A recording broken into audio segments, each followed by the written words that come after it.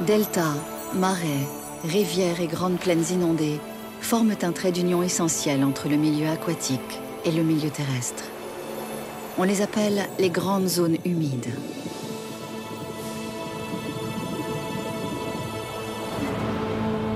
Berceau d'une incroyable biodiversité, elles jouent un rôle écologique vital pour la planète.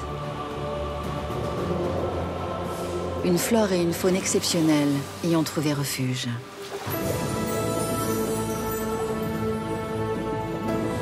Pourtant, vivre dans ces mondes inondés est un défi permanent.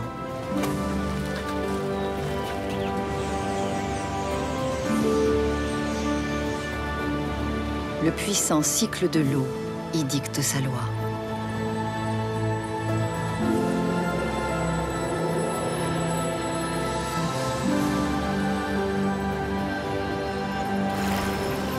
Au Canada, dans la baie de Fundy, suivre le rythme des marées permet d'effectuer un voyage fascinant depuis l'océan jusqu'à l'intérieur des terres. Ici, végétaux et animaux sont confrontés aux plus grandes marées du monde.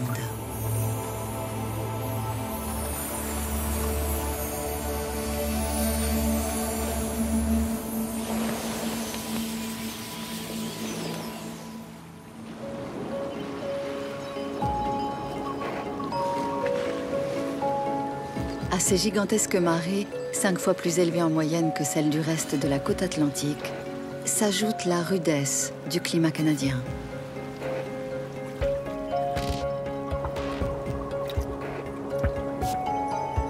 En hiver, des blocs de glace jonchent les plages et les vasières. Une épreuve de plus pour la flore et la faune sauvage qui résident ici. Mais dès le printemps, la baie redeviendra une étape de ravitaillement indispensable à la survie de certains animaux migrateurs. Située sur la côte est du Canada, tout près de la frontière américaine, la baie de Fundy est un bras de mer de 200 km de long et de 80 km de large. Depuis des temps immémoriaux, elle est soumise à un phénomène qui n'a pas d'équivalent sur la planète. Elle subit les plus hautes marées du monde, comprises entre 14 et 16 mètres.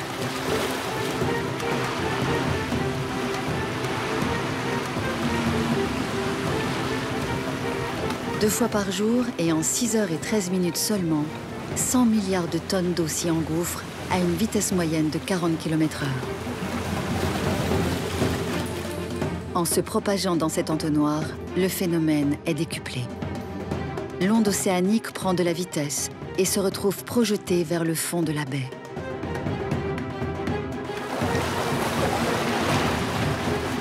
La puissance des vagues se répercute jusqu'à l'intérieur des terres, provoque un mascaret sur la rivière Petit Kodiak.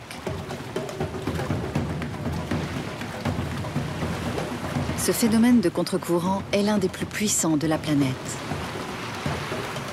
Il provoque une montée des eaux particulièrement importante à chaque révolution lunaire, tous les 27 jours.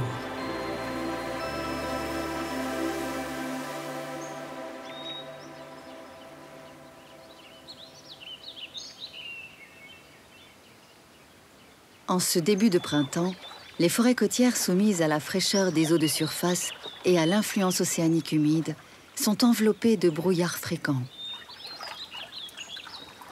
Au cœur de la forêt des brumes se cache le lac Bennett. Avec le retour des beaux jours, une famille de castors est sortie de sa torpeur.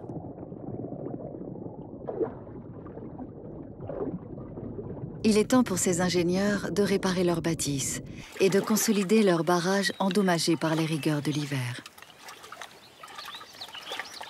Grâce aux vastes zones humides qu'ils créent et entretiennent, les castors et leurs ouvrages favorisent l'épanouissement de la biodiversité.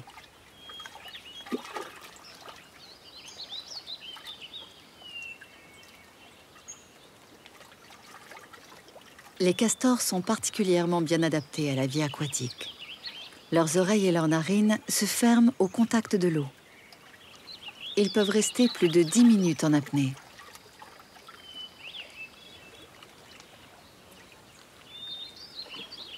Une fine membrane leur protège les yeux et les poils plats qui composent leur fourrure leur assurent une parfaite étanchéité.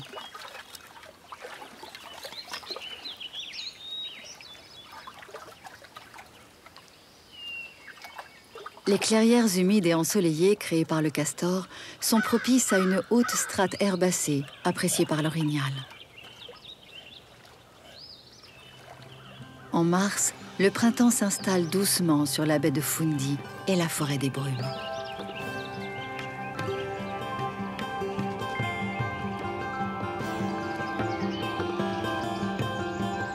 Dès le mois d'avril, la lumière devient plus présente et inonde les sous-bois.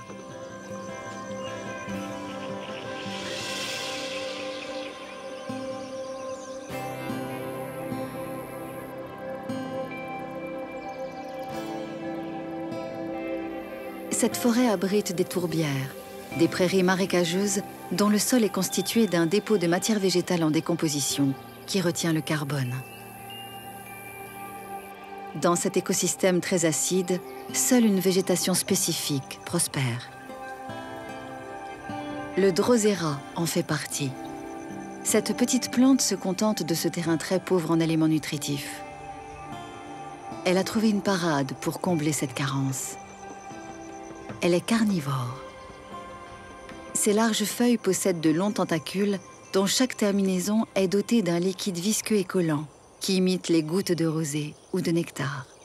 Dès qu'un insecte, mouche, moustique ou abeille se pose dessus, il s'y colle et s'y empêtre en quelques minutes. Le drosera n'a plus qu'à replier délicatement et lentement sa feuille sur sa proie. Sa digestion prendra alors quelques jours.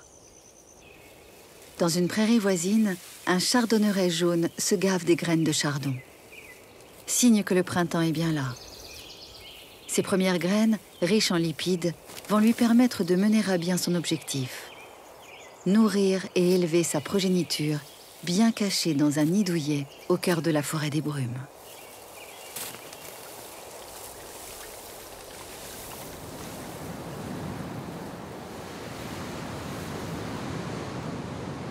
Depuis des millions d'années, l'océan poursuit inlassablement son œuvre.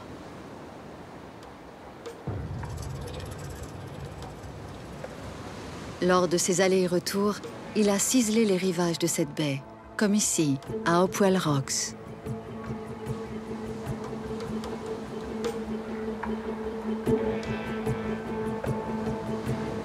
Simples îlots rocheux à marée haute, ils se transforment en véritables canyons à marée basse.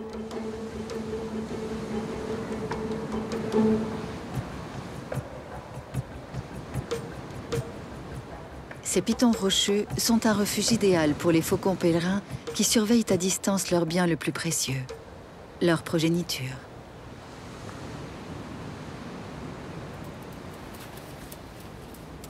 Ce petit rapace n'a qu'une seule obsession, manger.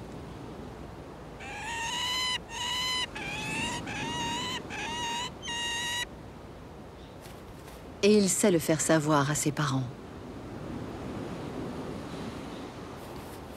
Âgé de quelques semaines, il commence déjà à se débarrasser de son duvet de poussin. Ce jeune faucon est né au mois de mai, sur cette terre de légende.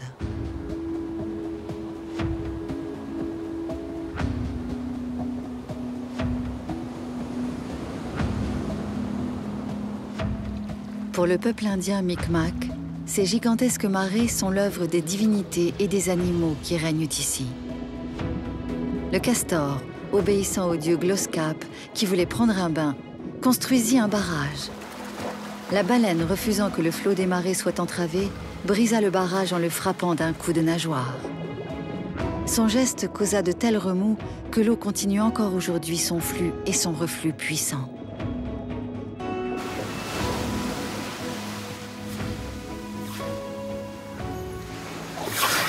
La baie de Fundy est restée l'un des derniers refuges pour les baleines à bosse, les rares baleines franches et d'autres espèces de mammifères marins. Mais désormais, elles sont menacées par l'accroissement du trafic maritime et la pollution. Moira Brown, biologiste, les étudie et mène un combat quotidien pour les protéger. Ce que vous voyez là, c'est leur première remontée à la surface après qu'elles se soient nourries.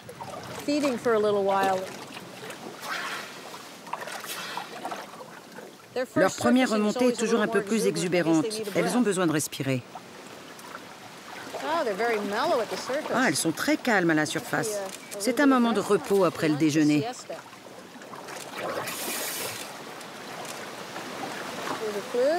Voici les marques. Ce sont des empreintes qui nous permettront de les suivre le reste de leur vie.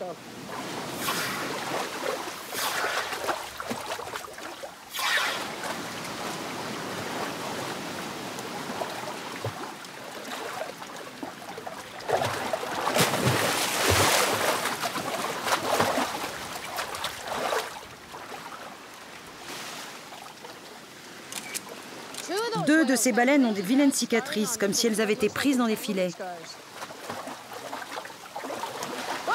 Ouah, droit devant! C'est spectaculaire de les voir en entier. La baie de Fundy est le principal endroit où de nombreuses espèces de baleines viennent se nourrir durant l'été. Mais ici, on peut voir aussi des baleines à bosse, des rocals communs et plus récemment, des grands cachalots.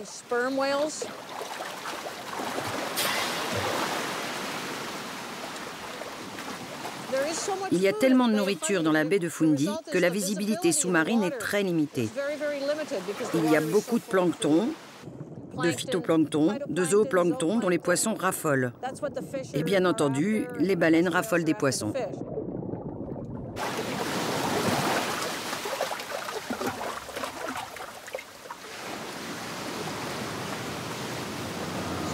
La zone où nous nous trouvons actuellement est en fait appelée le bassin du Grand Manant.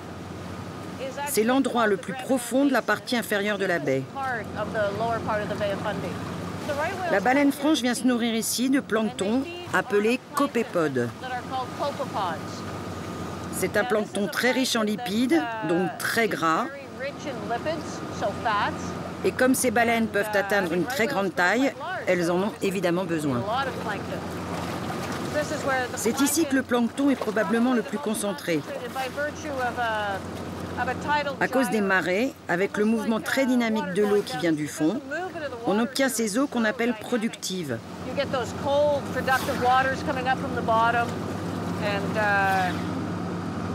En fait, c'est un peu comme une machine à laver géante.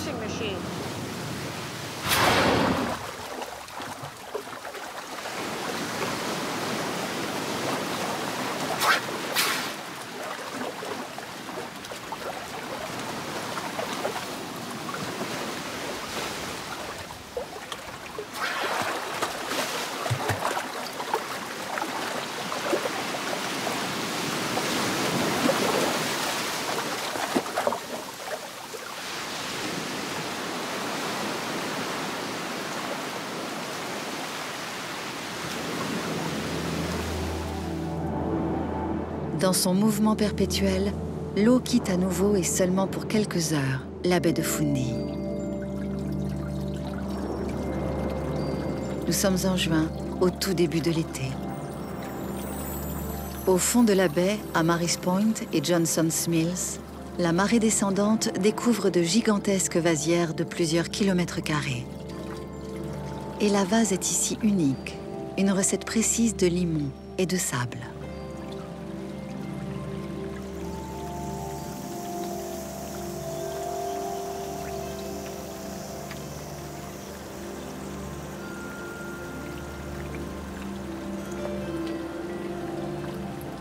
À cette saison, ce biotope est le paradis des mollusques et d'un petit invertébré qui ne vit qu'ici, la crevette fouisseuse. Et pour ces petits crustacés, la période la plus difficile de l'année débute. Ils sont la base du régime alimentaire de nombreux oiseaux de rivage. Grands chevaliers, pluviers semi-palmés et autres limicoles arrivent en nombre à la belle saison pour se régaler de cette microfaune.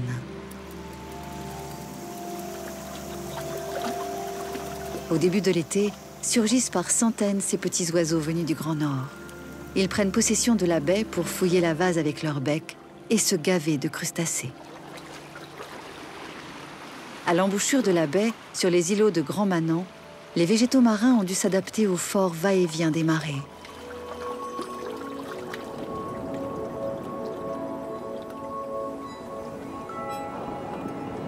Ces rochers sont le territoire du fucus, une algue solidement accrochée au rocher grâce à un pédoncule. Elle vit au rythme de la lune et du soleil. Submergée toutes les 6 heures par une eau salée et mouvementée avant de se retrouver à sec durant 6 heures, soumise à la déshydratation, à la pluie et au gel. La marée basse révèle ce qui est probablement à l'origine du foisonnement de vie à Fundy, de simples flaques d'eau.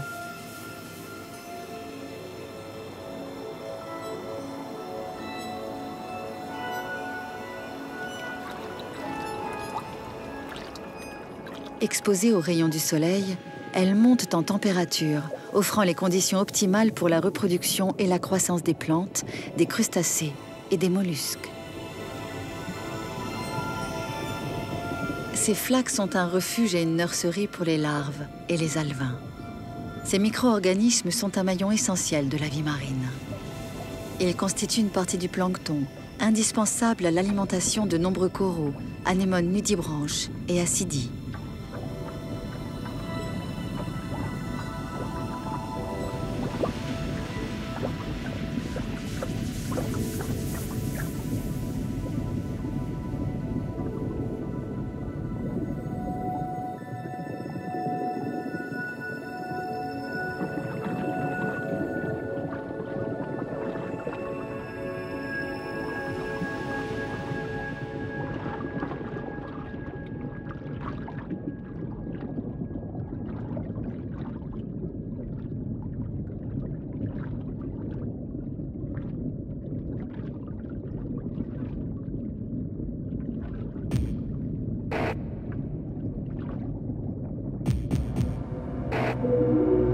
Profitant des conditions idéales de la baie, des larves de krill se sont développées en grand nombre. Malgré leur petite taille, ces crevettes sont essentielles à la survie des géants qui se donnent rendez-vous dans la baie.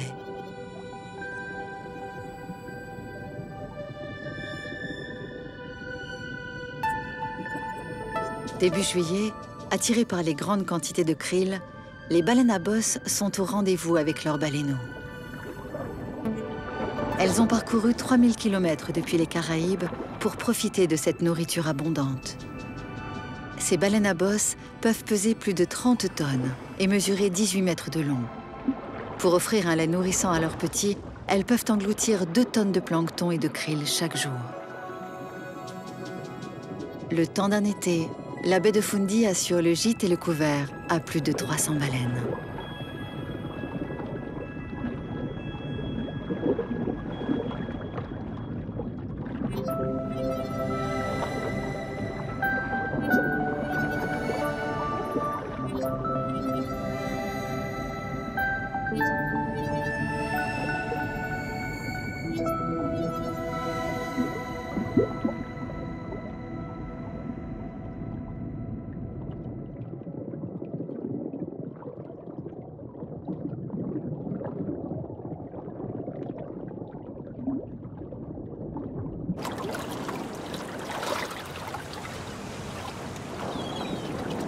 D'autres espèces migratrices viennent profiter des richesses de ces flots.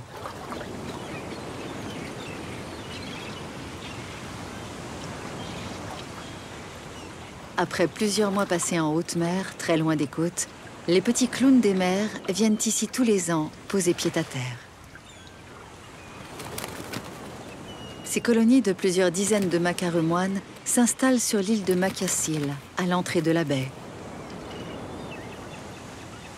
Ils sont venus profiter de l'abondance de nourriture pour trouver une compagne et se reproduire. Et dans un cas comme dans l'autre, leur bec de perroquet joue un rôle essentiel. Il permet de transporter jusqu'à 30 poissons et servir d'arme de séduction.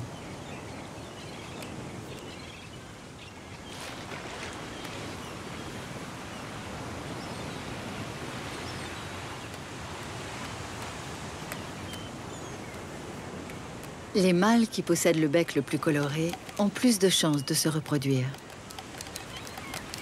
Lors de la parade nuptiale, on se frotte le bec pour séduire celle auprès de laquelle on passera fidèlement les prochains mois.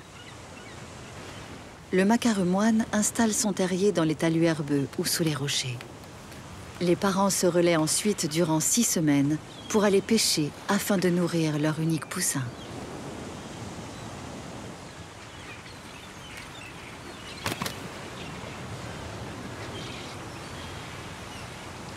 Un îlot voisin sert de reposoir aux colonies de phoques gris.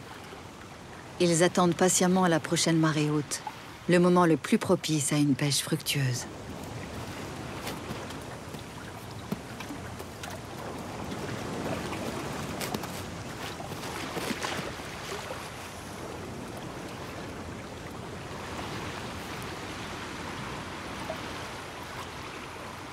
Si parmi eux, certains préfèrent se prélasser au soleil, d'autres font la planche pour n'avoir plus qu'à glisser dans l'eau au moment du flux.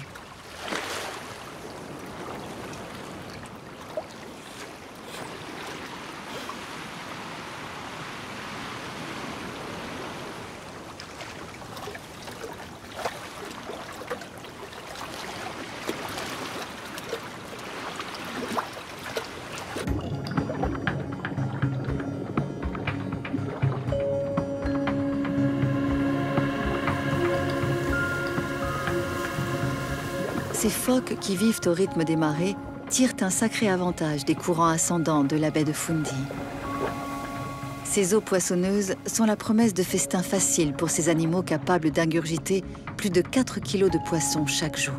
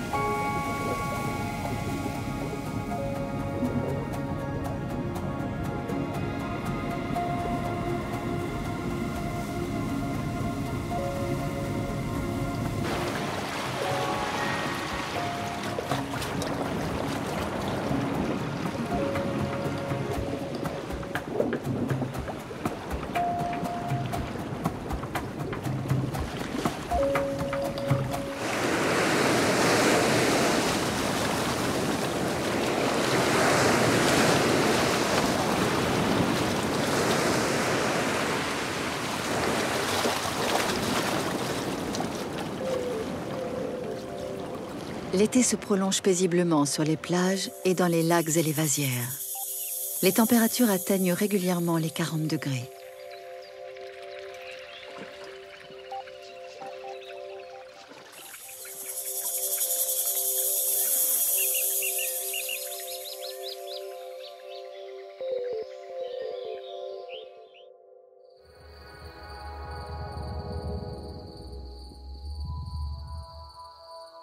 La lune annonce une nouvelle marée et révèle l'entrée en scène d'un prédateur hors norme.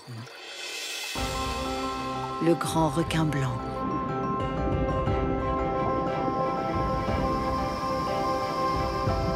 Ce super prédateur apprécie les eaux peu profondes de la baie de Fundy.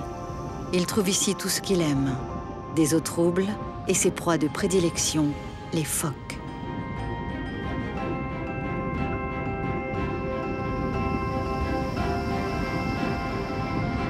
La nuit, la silhouette du grand blanc hante la baie de Fundy.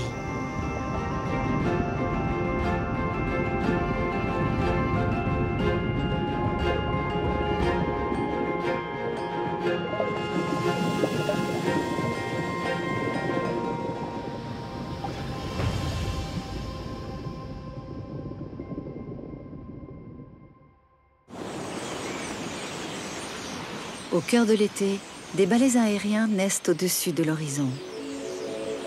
Des bécassos semi-palmés arrivent par milliers de l'Arctique.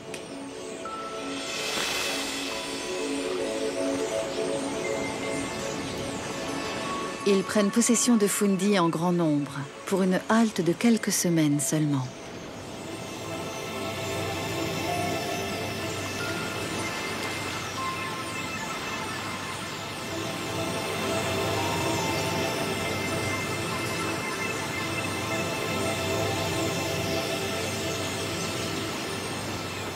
Cette étape est pour eux un véritable enjeu.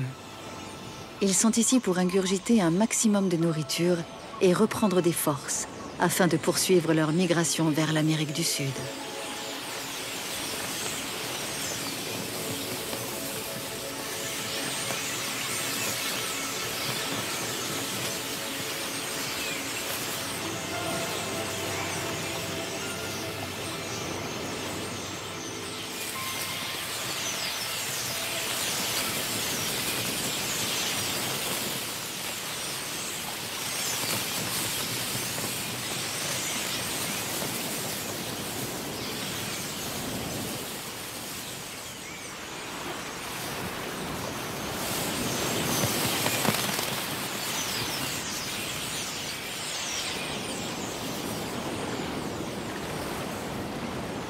À marée haute, lorsque les vasières sont recouvertes, les bécassos font la sieste et leur toilette.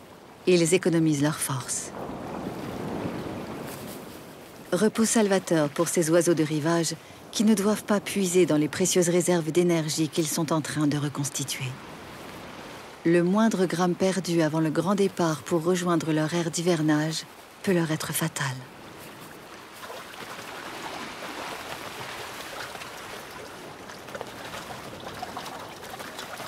À marée basse, telle une petite armée, ils fondent en formation serrée sur la vase dénudée pour se gaver des crevettes fouisseuses et emmagasiner des forces pour leur prochain long vol. Ces rassemblements de plusieurs milliers d'individus leur permettent d'optimiser la détection des prédateurs. Cette fois encore, la baie de Fundy joue un rôle déterminant pour la survie d'une espèce. 75% de la population mondiale de bécassos semi-palmés s'arrête ici en été, dépendant largement de la ressource en crevettes fouisseuses. Diana Hamilton, professeure en biologie à l'université de Mount Allison, les étudie pour en comprendre mieux les mécanismes et protéger la baie. L'étude que nous réalisons actuellement est principalement basée sur l'observation des mouvements d'oiseaux dans la baie. Par exemple, un oiseau marqué ici va-t-il dans toute la baie de Fundy ou reste-t-il dans la même zone? Combien de temps va-t-il rester? Et que va-t-il manger?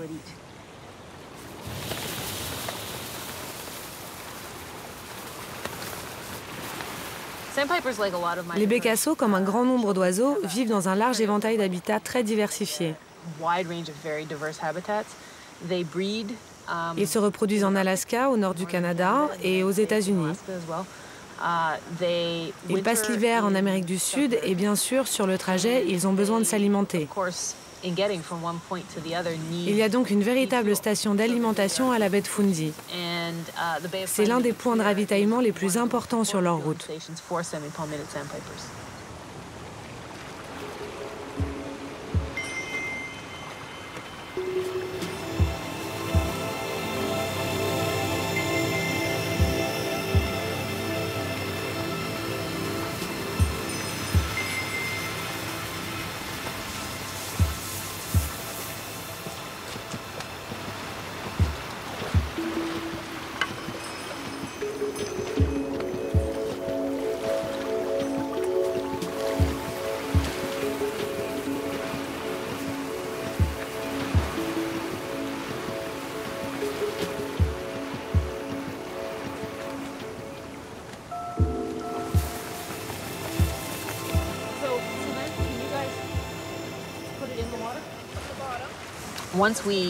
Une fois qu'on a réussi à les attraper, on retire les oiseaux du filet aussi vite que possible.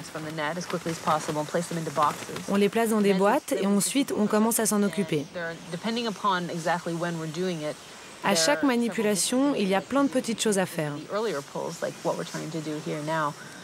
Voilà le récepteur. Il faut d'abord l'allumer avant d'activer les bagues, sinon elles ne marcheront pas. Ça, c'est un transmetteur. On le clip sur les plumes arrière et on le colle sur le dos. Il ne pèse que 1,30 g, donc c'est extrêmement léger. On met aussi un petit drapeau blanc sur leurs pattes visibles de loin, pour que les gens qui aperçoivent nos oiseaux les prennent en photo, nous les envoient et nous disent « Oh, on a vu votre oiseau à tel ou tel endroit et à tel et tel moment ». Nous prélevons aussi des échantillons de sang sur les oiseaux pour observer les isotopes stables. Les isotopes de carbone et de nitrogène, une fois comparés à ceux de leur proie, nous permettront de connaître ce qu'ils mangent.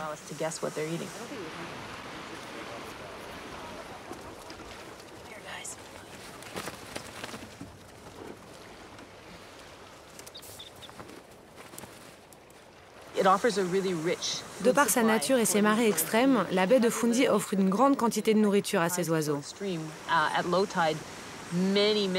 La marée basse révèle des flaques de boue qui recèlent de nombreux invertébrés dont ils se nourrissent. C'est un super lieu de ravitaillement pour eux.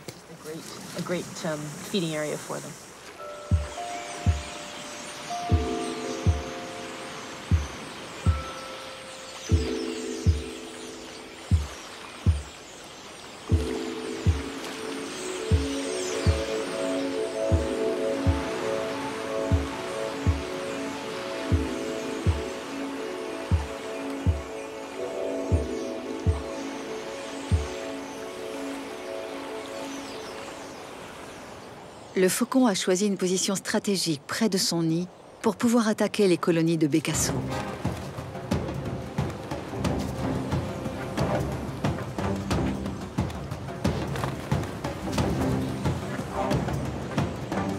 Après un bref instant de panique, la nuée d'oiseaux a repris sa posture de défense.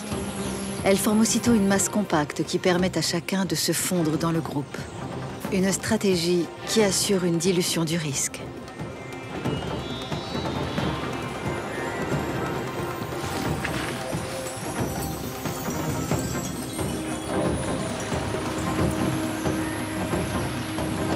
Le faucon atteindra surtout les plus faibles.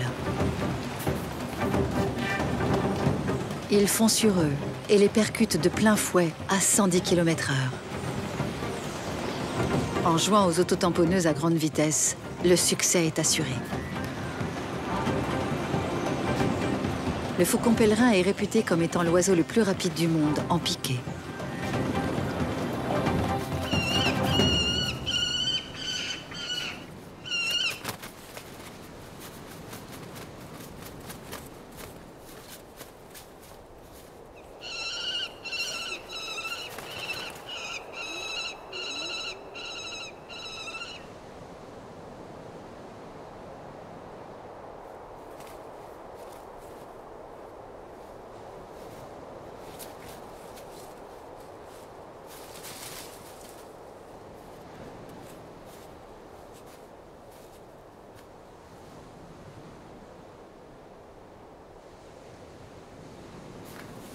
Bientôt adulte, le fauconneau a désormais besoin de manger 2 ou 3 petits oiseaux ou rongeurs par jour. Son plumage est presque parfait. Il a perdu son duvet et devrait être bientôt prêt pour son premier vol.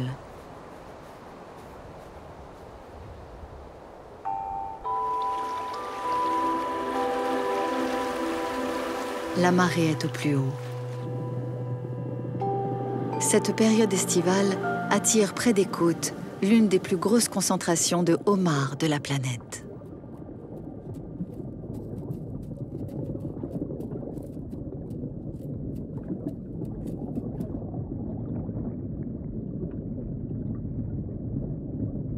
Le homard d'Amérique est le plus grand de tous. Il peut atteindre 1 mètre et peser 20 kilos.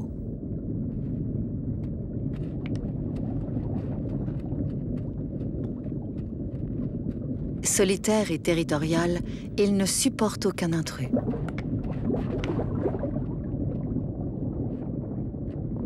Ce terrier protège son propriétaire des turbulences et de la lumière.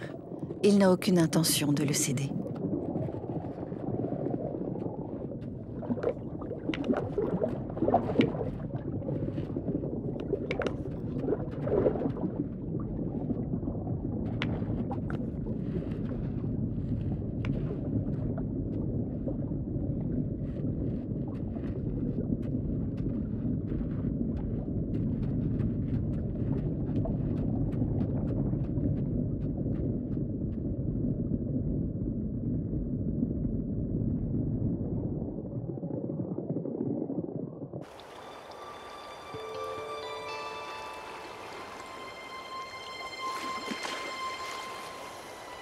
La fin de l'été approche sur le Canada et sur la baie de Fundy.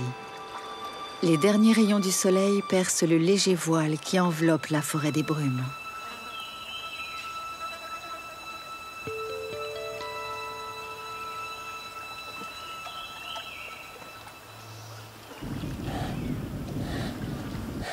Les orignaux sont des fidèles des zones humides. Avant que l'eau des lacs ne gèle, ils viennent en profiter.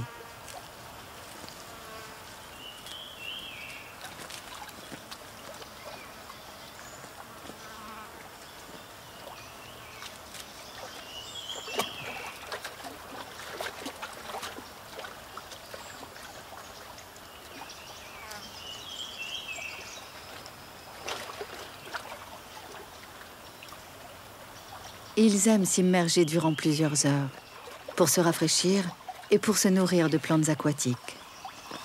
Le véritable péché mignon de ce cervidé. Ce jeune mâle se rassasie de feuilles de nénuphar.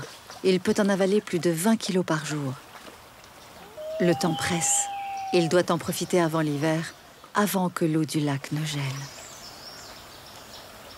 Ce plongeon un brin profite lui aussi des dernières faveurs de l'été sur le lac Bennett. C'est un habitué des zones côtières et des zones humides, souvent soumises au rythme des marées.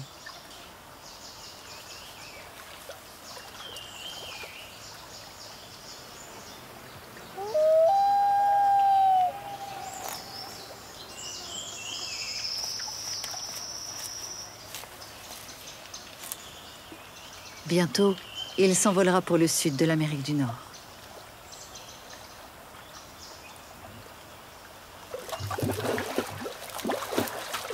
De son côté, l'orignal s'enfoncera dans la forêt des brumes.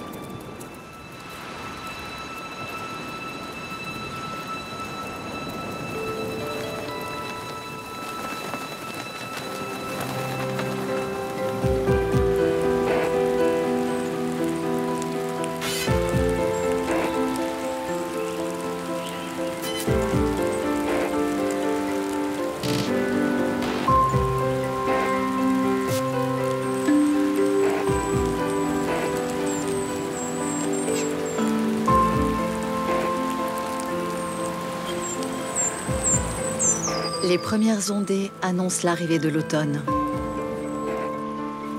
Sur les falaises d'Hopewell Rocks, les faucons ont cessé de nourrir leurs jeunes depuis plusieurs jours.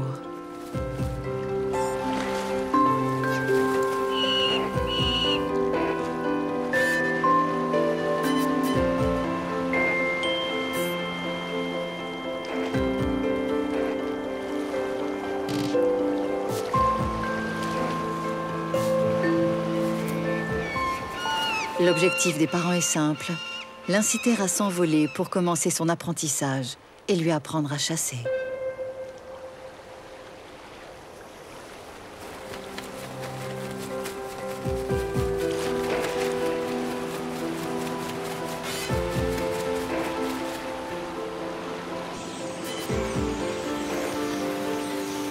Pour les espèces migratrices, la fin de l'été sonne le temps du départ.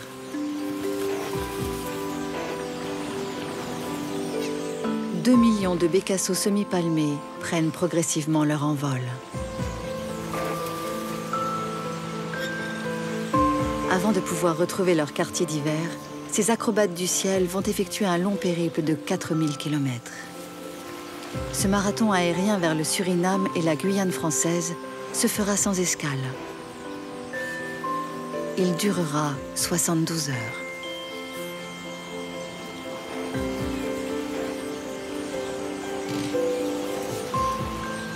En l'absence de ces petits mais voraces prédateurs, le stock de crevettes fouisseuses de Fundy va pouvoir se reconstituer.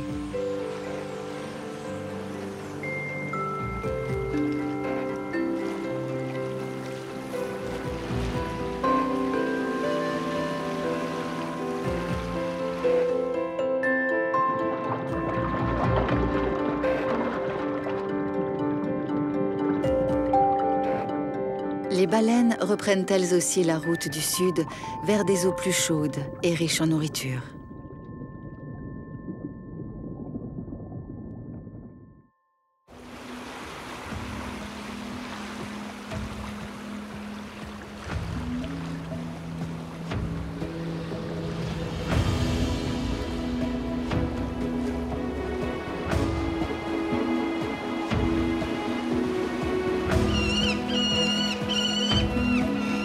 Sous le regard attentif de ses parents, le jeune faucon s'envole enfin pour la première fois.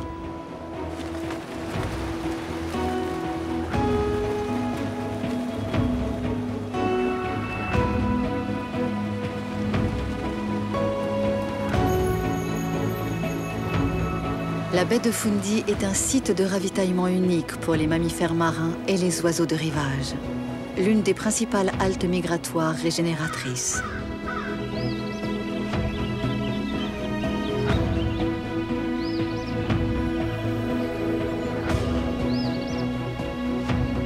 Pour les animaux sédentaires occupant les zones humides de Fundy, il est temps de se préparer à affronter les rigueurs du climat canadien.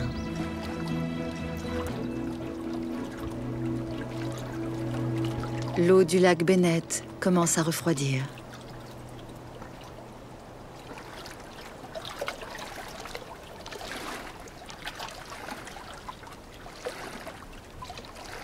Les castors se gavent des dernières feuilles de nénuphar avant d'aller ramasser des provisions.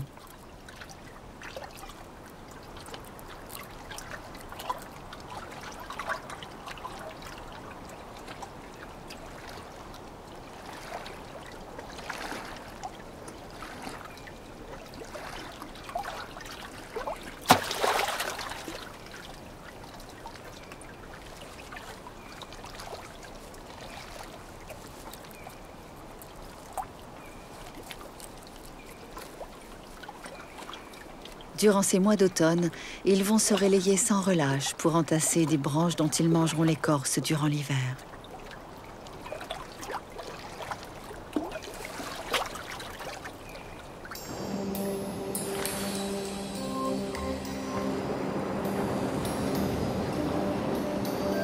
Les puissants mouvements de flux et de reflux des marées de la baie de Fundy charrient une masse d'eau équivalente à celle de toutes les rivières de la planète réunies.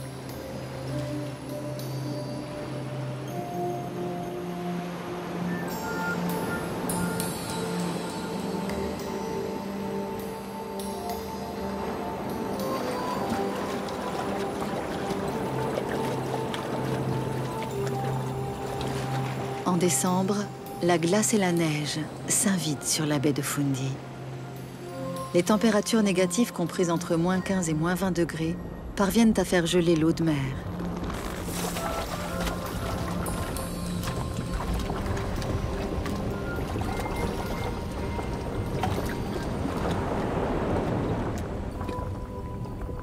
Disloqués par le va-et-vient des flots, des radeaux de glace vont évoluer au fil des courants et se fracasser contre les rochers désertés par les colonies de phoques.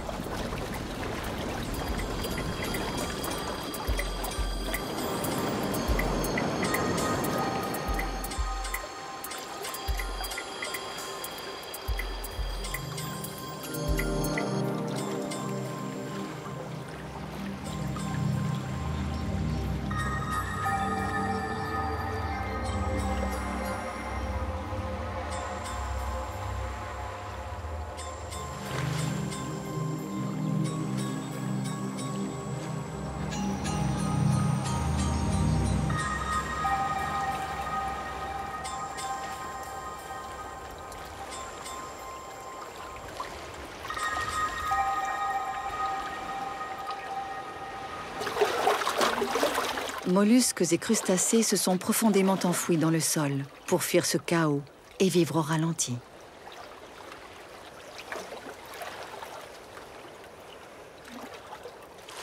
Sur les plages où résident les crevettes fouisseuses, l'eau se transforme en cristaux au contact du sol gelé.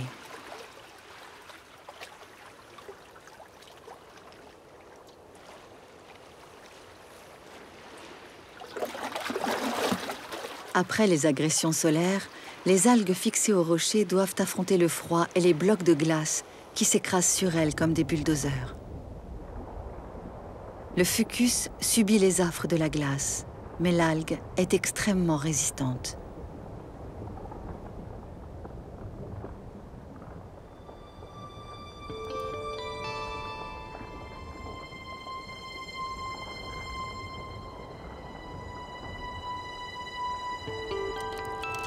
À marée basse, la vase, si riche en été, cristallise.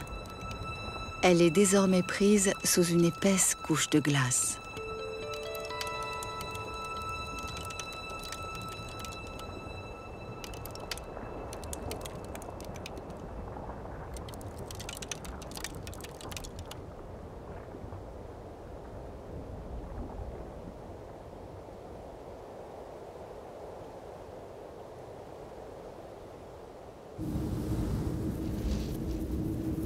Pour affronter les morsures du froid, les arbres et les plantes carnivores sont entrés en dormance.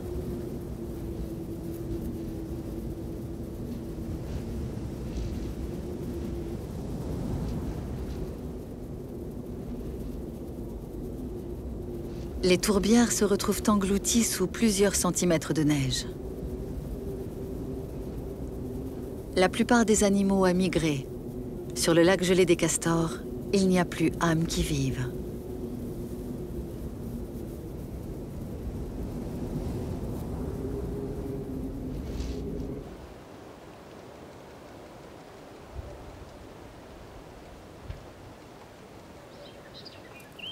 Dans la forêt des brumes, seuls les écureuils et les curieux geais bleus sont de sortie. Ces derniers se sont débrouillés pour cacher un maximum de provisions. Encore faut-il se souvenir de toutes ces cachettes. Cette pratique, qui favorise la germination des graines et des glands, profite ainsi à la forêt.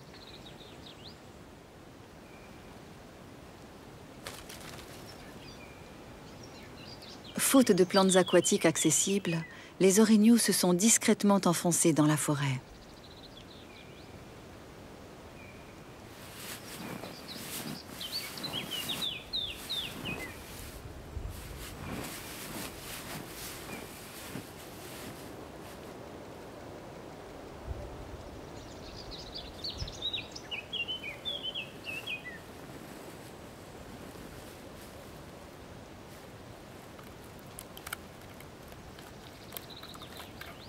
Parfaitement adaptés au climat rude, ils ont désormais revêtu un pelage dense et isolant. L'orignal se rabat sur l'écorce des arbres, beaucoup moins nutritive que les nénuphars, mais suffisante pour pouvoir passer l'hiver.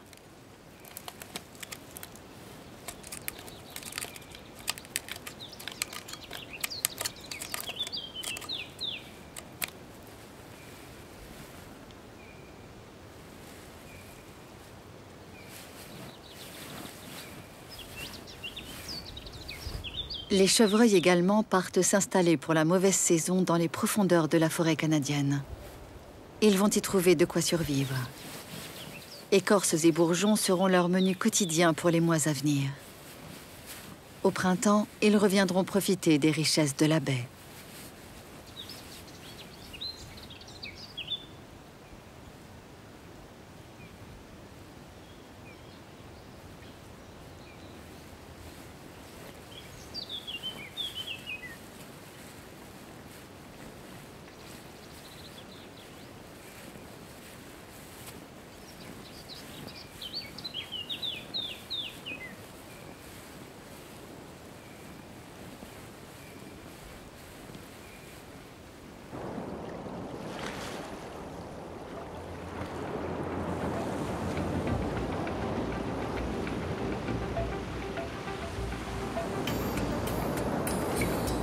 La baie de Fundy brasse quotidiennement 160 milliards de mètres cubes d'eau.